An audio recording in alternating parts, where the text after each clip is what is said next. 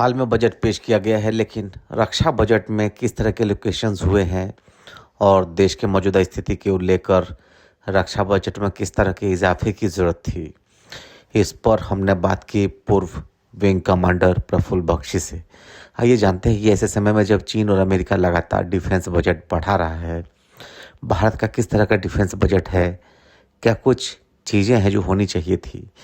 इस पर सुनते हैं retired wing commander Praful Bakshi क्या कुछ कहते हैं। देखिए, जब डिफेंस बजट की बात आती है तो ये लाजमी है कि हमारी नजर जाए देश की रक्षा और सुरक्षा के लिए।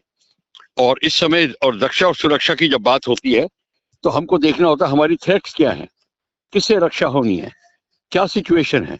वो जो सिचुएशन है वो गंभीर होती जा रही है। अब आप देख रहे हैं थ्रेट की जगह अब पहली बात तो कठिनाई है कि चारों तरफ से आप घिरे हुए हैं।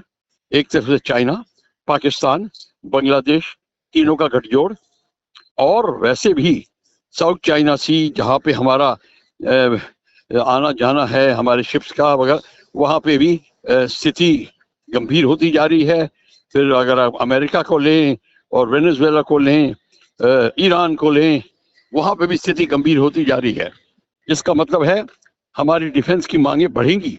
और भी सबसे ज्यादा जरूरी चीज है कि हमारे को ये देखना है कि हमने भारत को पॉलिसी बनाई है मेक इन इंडिया तहत, क्या हम उसकी तरफ अग्रसर हो रहे हैं। मेकिंग इन इंडिया, स्वावलंबिता की तरफ, खासकर डिफेंस में मेजर चीजें हैं। क्या हम अपना कटिंग एज वेपन्स की बात कर रहे हैं जिससे आप लड़ाई जीतेंगे, जैसे टैंक्स, एयरक्राफ्ट के इंजन, एम्यूनिशन, मिसाइल्स, क्या ये हम बना रहे हैं। इसकी अभाव है, इसकी कैसे पूर्ति करेंगे, इस सब को मद्देनजर रखते हुए हमको अपने डिफेंस बजट में बढ़ोतरी करनी पड़ेगी काफी। और R&D में हमारा सबसे कम लगता है 1.9, हमको R&D में इंक्रीज करना पड़ेगा सब्सटेंशियल अमाउंट।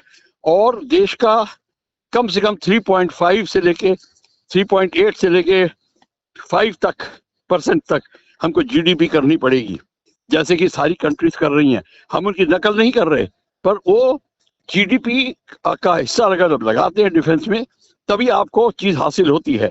चाइना देखिए पिछले 25 साल में कहां से कहां पहुंच गया, क्योंकि वो अपने डिफेंस को पूरी तरह देखता है और तभी उसकी फॉरेन पॉलिसी तगड़ी है।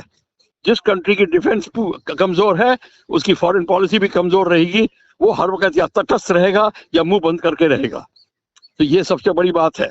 तो हमको ये देखना है कि अब हमको कितना डिफेंस में GDP R&D में लगाना है, खासकर एयरफोर्स के वेपन्स, क्योंकि एयरफोर्स लड़ाई शुरू करती है और आमतौर पर कई बार तो आर्मी का कांटेक्ट ही नहीं होता दुश्मन की फौज के साथ, पर एयरफोर्स का रहता है। तो एयरफोर्स की कितनी तगड़ी होगी, कितने मिसाइल्स वगैरह, एयरक्राफ्ट के इंजन कैसे आप लगाएंगे, ये सब आपको अब देखना होगा। इसके तहत आपको कैलकुलेट करना होगा कि बजट क्या होगा। एक सवाल और सर कि हम तीसरी इकोनॉमी की तरफ बढ़ रहे हैं, लेकिन जब हम बजट की बात करते हैं तो अमेरिका हो या चाइना हो, उसके मुकाबले डिफेंस बजट बहुत कम है। तो इसको कैसे देखते हैं और मेक इन इंडिया का लगातार जो जोर है वो कैसे देखते हैं? देखिए, ऐसा है, जब आपका डिफेंस कमजोर तब होती है जब आपकी डिफेंस इंडस्ट्री कमजोर होती है। डिफेंस इंडस्ट्री तब कमजोर होती है जब आपकी नेशनल इंडस्ट्री कमजोर होती है। देखिए, तभी आप इंजन नहीं बना रहे, मेटल ग्रेड इंजन का मेटल जो है, इंजन ग्रेड मेटल नहीं बना रहे। क्यों? कि आपकी इंडस्ट्रियल प्रॉब्लम है, इंडस्ट्रियली कमजोर हैं आप।